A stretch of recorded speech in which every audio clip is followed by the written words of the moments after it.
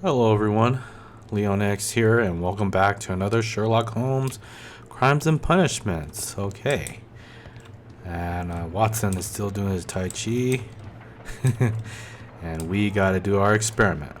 Okay, I imagine that one of these plants would be capable of releasing a toxic vapor. I need to find out exactly how it could be done. I shall begin now. Watson, if you are at all optimistic to have dinner this evening, then I'd recommend that you put on the gas mask.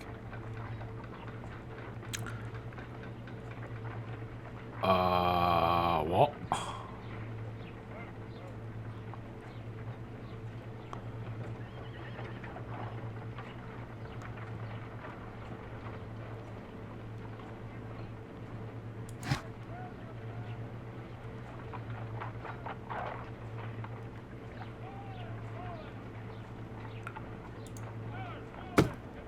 Oh.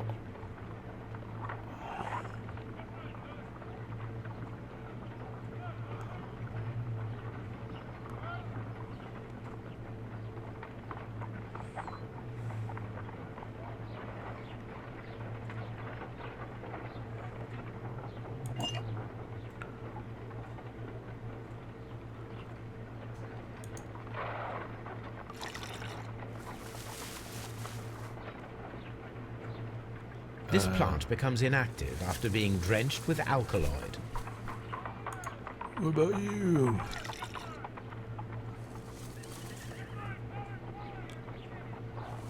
This plant becomes inactive after being drenched with alkaloid. And you?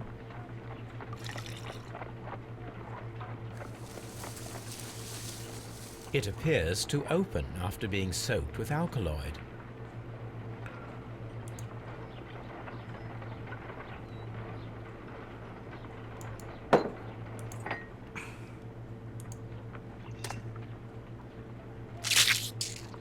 I find the behavior of predators utterly fascinating.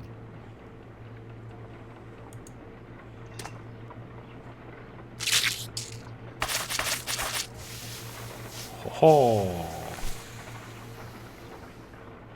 Toxic gas with spores. Extraordinary. The plants would be capable of killing only if they were directly next to the victim and stimulated at precisely the right moment. Let us take our caterpillars to the Colonial Collection Room. We may see things more clearly there. It is too early, Watson. Our suspects will be there. Let us investigate Kew Gardens one more time and ask some questions. Good idea. Let's see.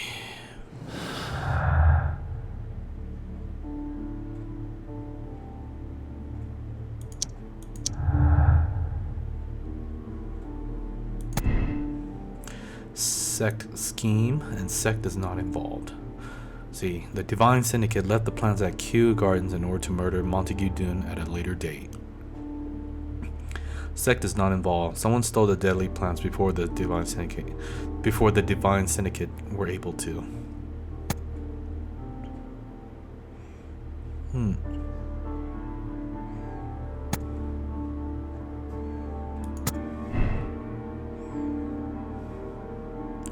I think that's how it goes. Alright. Off to Kew Gardens.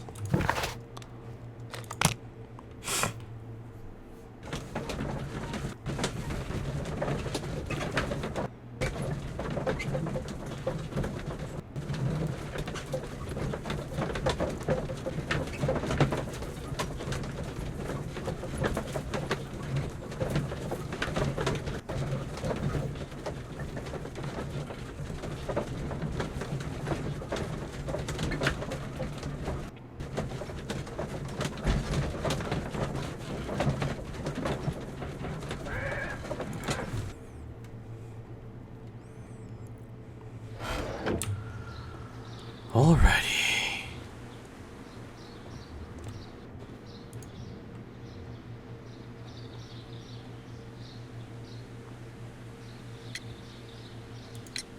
Can you tell me if you saw Mr. Montague Dunn on the day of his death? Yes, of course. I met him, and we went to see Albert, his son, at around 9:30. He appeared quite calm. What were you doing on the morning of the accident? After paying multiple visits to Albert, I had a little talk with Miss White. Then I returned to my desk to complete some paperwork. Suddenly I observed that Mr. Dunn was not feeling well, so I ran immediately to fetch Albert. I clearly remember that it was around 10:30, for I was late that morning. Thank you, Mr. Hamish. We shall continue our investigation. Albert?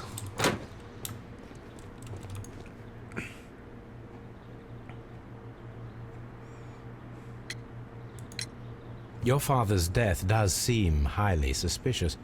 What were your movements here on that day? Suspicious? Well, I was working in the seed house, taking care of Lysa something, or Lear Pontus, or... No, wait. These Latin names. And I spent so many hours trying to memorize them. Did you see your father that day? Yes. He came here with Mr. Hamish for his weekly visit. There was nothing unusual about that. And then? Nothing. They stepped out to the backyard. It was perhaps 20 minutes before 10 o'clock. Then about 10 minutes later, I saw my father heading for the dry tropics room while Mr. Hamish returned here. And Mr. Hamish and Miss White, what were they both doing that morning?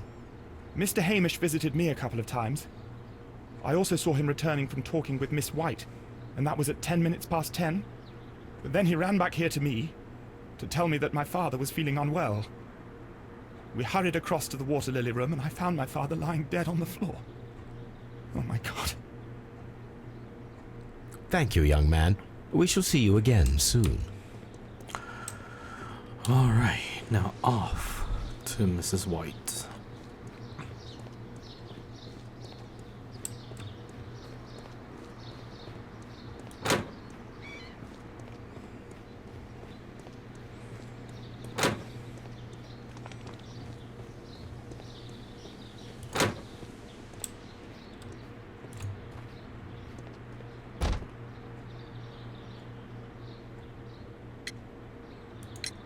Can you tell me what Mr. Dunn was doing upon the day of his death?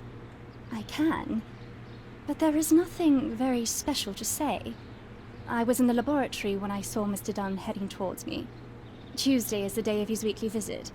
It was supposed to be at 9, but he was 10 minutes late, as usual. And then? Well, he came in to say good morning. Then I saw him spend 2 or 3 minutes by the plants outside the laboratory. After that, he ran out in the direction of the nursery, where Mr. Hamish was working. He was always in a rush during the inspection, you see. I would pity anyone who stood in his way. And that was the last time you saw him? Yes. I stayed in the laboratory until 20 minutes to 11, when I heard the cries of Albert and Mr. Hamish from the large glass house. I joined them as soon as I could, for I knew that something must be very wrong. What exactly were you doing in the laboratory? I was recording an experiment for my thesis. I only stopped my work once when Mr. Hamish visited me briefly around 10 o'clock. You say you were recording an experiment when the tragedy occurred. Might I listen to the roll? Certainly. Please do. You will find it in the laboratory. It is number 320. Thank you, miss. Well then, sometimes later. Everyone has gone, Holmes. The way is clear. Oh.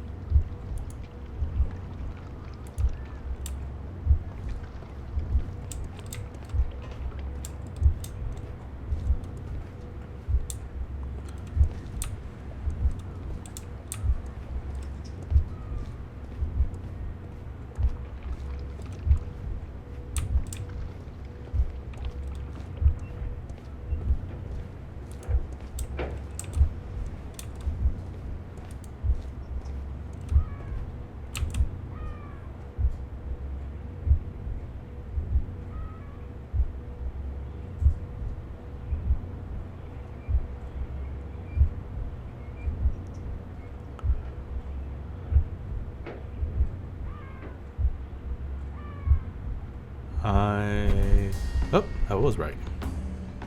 When Montague Dunn was standing close by the plants, the caterpillars were released and caused the deadly spores to activate. Panicking, and likely already half asphyxiated, Montague Dunn started back and knocked over the bust. He rushed to the door, but it was locked. He had to force it open with his shoulder. We already know the outcome. Montague Dunn collapsed and died not far from the pool. Well, it is time to perform our experiment on the ventilation system.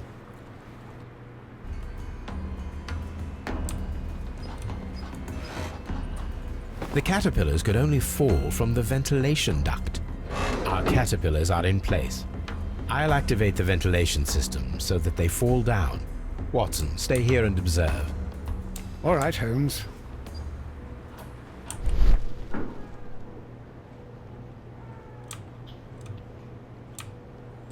Detergent.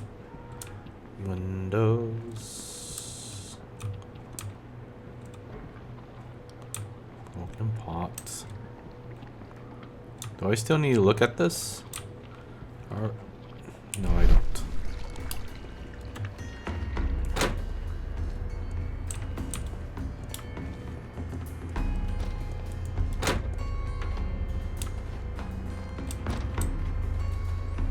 Damn, I think I just took the long way.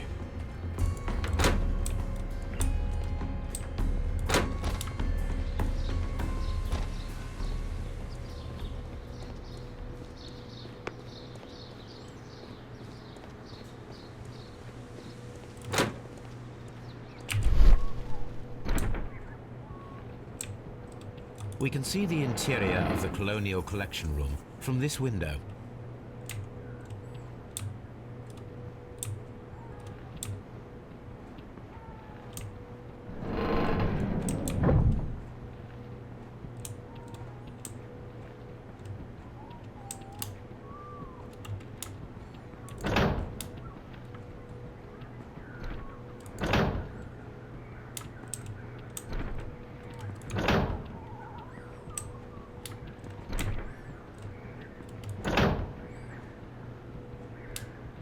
From here, we are unable to see the interior of the Colonial Collection Room.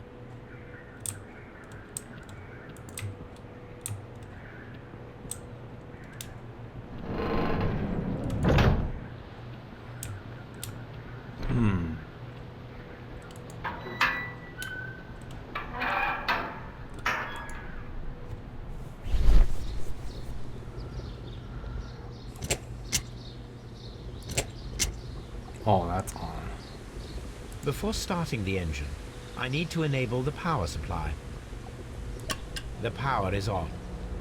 The engine cannot be started whilst the transmission is active. Oh.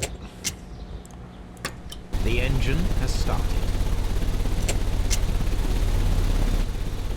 The ventilation system is working.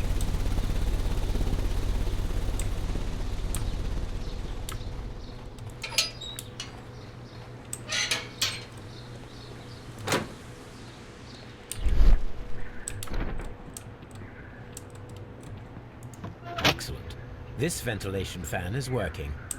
Let us see if I can activate the other one.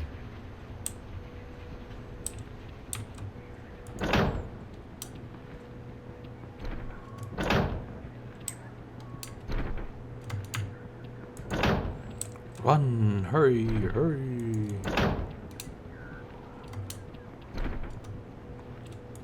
Perfect. Now I just need to find Watson to check the result. It worked perfectly, Holmes. Bravo. Now, if you could just help me to get rid of these caterpillars. Perfect. Now we know how the murder of Montague Dunn was carried out, by activating both Albert's and Mr. Hamish's fans.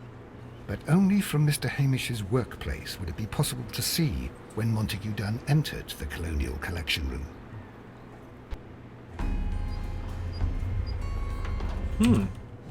Interesting.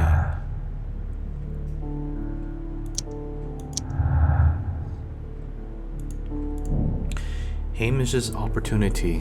Martin Hamish had the opportunity to stimulate the deadly plants in the colonial collection room. As a biologist, he would have understood the technicality of how to do this.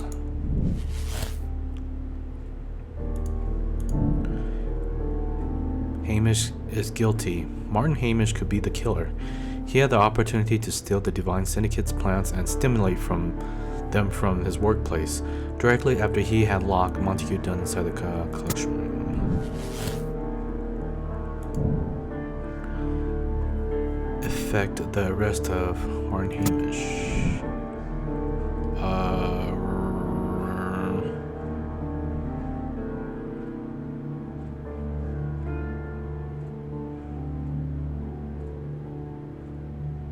Partial time.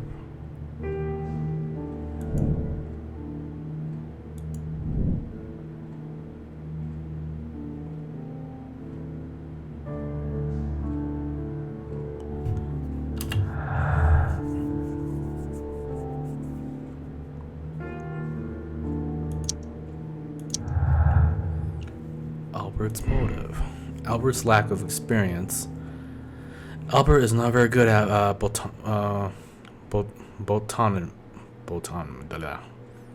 botany. It is doubtful that he could have learned how the plants might release their deadly spores. Albert studies. Albert had the biological knowledge to stimulate the deadly plants.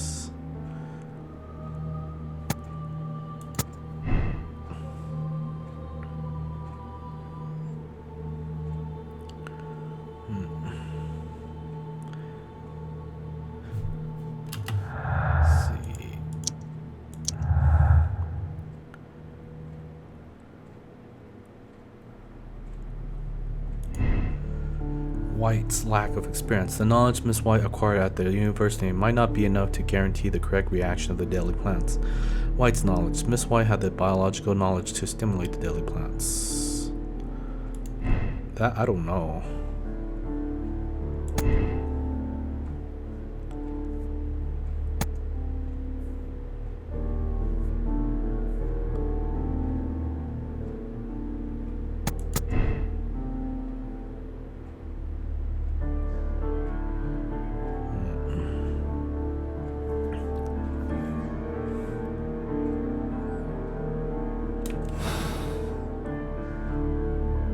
Let's go to Scotland Yard. What the heck?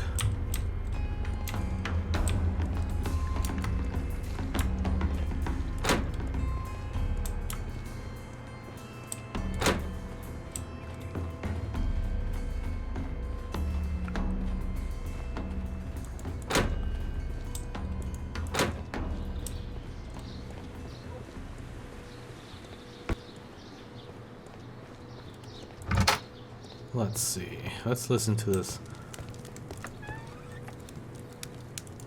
Photonic cylinders. Cylinder records. Here it is. Let's listen.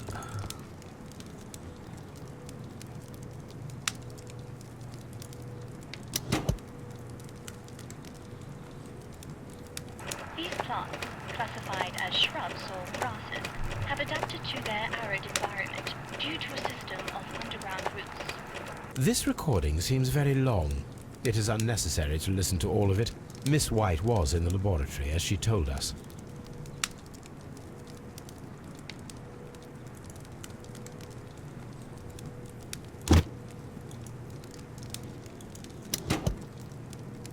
Martin Hamish's perception of plants. The notion of communication in the plant world has long been considered marginal, yet I remain convinced that some plants do indeed transmit chemical signals in the event of attack.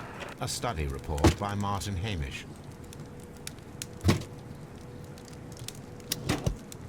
And it seems clear from these multiple experiments that plants do respond to their environment and have a form of consciousness.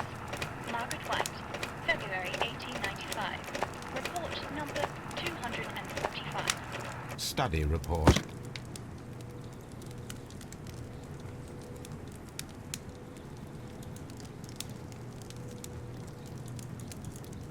I don't hear anything.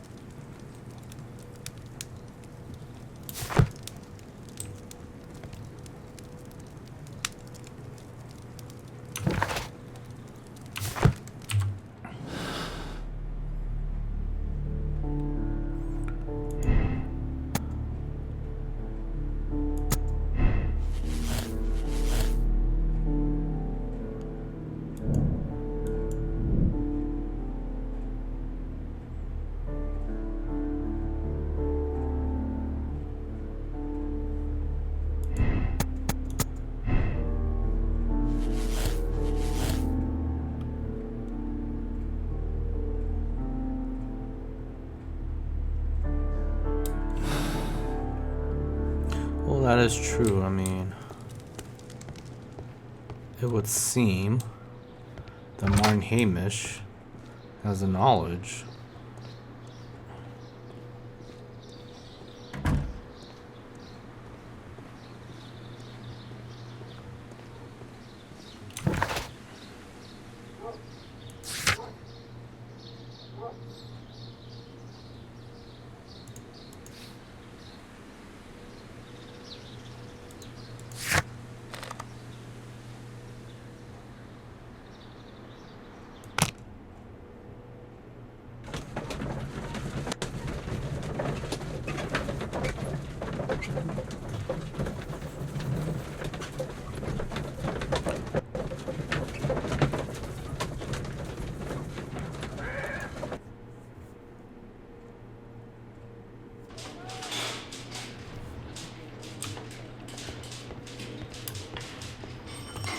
Where's Lestrade? Oh shoot, I could enter here now. Inspector, I believe that Martin Hamish is guilty of the murder of Montague Dunn. Aha! I knew it. I'll send the lads around to arrest him. Very good. I shall wait to hear from you. Sometime later.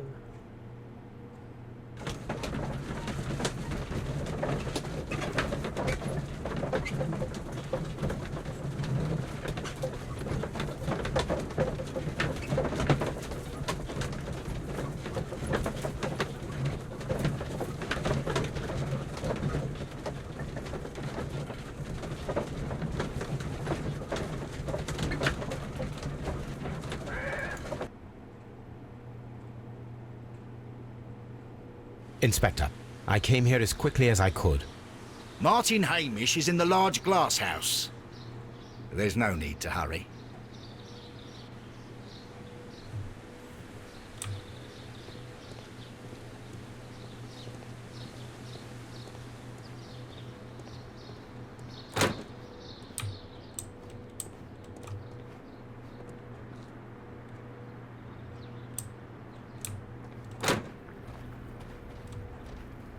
Holmes, my crap. God! Yes, we found him like that. Our messing around with the ventilation system didn't go unnoticed. Mr. Hamish realized that we knew. Inspector, could you arrange the body, please? I should like to examine it.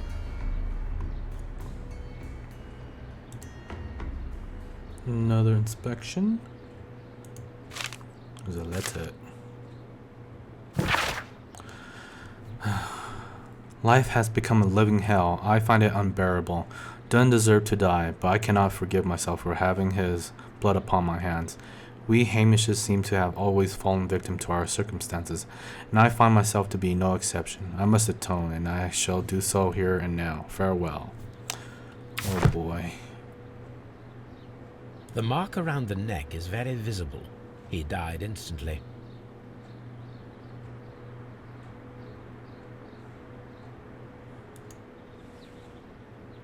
Holmes, his left shoe is unique. This anomaly is often a characteristic of... A club foot. Bravo, Watson. That is the key element of this case.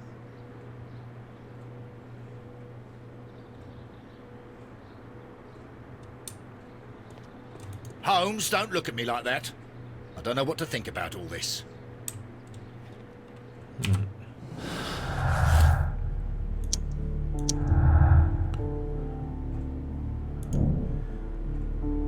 Hamish acted alone? Martin Hamish was unable to run due to the tibial torsion on his club foot. Therefore, we should find out if he has sufficient time to lock the door of the colonial collection room and activate the ventilation system. Did he have an accomplice?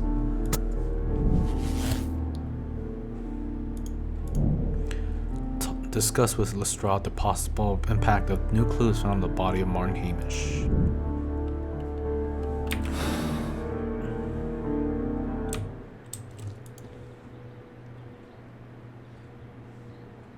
Something about this rings very oddly. Why do you say that, Mr. Holmes? Why? Because of Mr. Hamish's club foot. Oh, I deserve to be kicked from here to Charing Cross. I should have noticed it. But, Mr. Holmes, I can't see why. No, I don't suppose you do. You must recall that Mr. Dunn was locked inside the Colonial Collection Room by the murderer. If it was Mr. Hamish, he would have had to run up to his workplace to trigger the fan situated above it, taking into consideration the condition of his foot. Well, it is still possible. Perhaps, but it is rather strange that such a person as Mr. Hamish decided to base his plan on the speed of his gait. You mean to say that somebody helped him? So the suicide is questionable? Correct. Mr. Hamish accuses only himself in his letter, and so the investigation stops. Possibly an accomplice, then? That idea had not occurred to me, Mr. Holmes. I have another idea, Inspector. Thanks to the testimony that we have collected, we are able to rebuild the events as they took place that day. With a timeline, such as we did in the Jack the Ripper case. Precisely. The map at the entrance of Kew Gardens should help us with our timeline. Let us analyze the facts and statements so that we may recreate the events of that morning.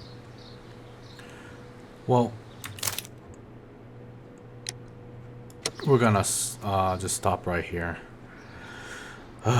It's been carrying on pretty long. So I just want to say, if you guys like this video, remember to subscribe, comment, share, and favorite. And I'll see you guys next time on another Sherlock Holmes Crimes and Punishment. Have a good day, everyone.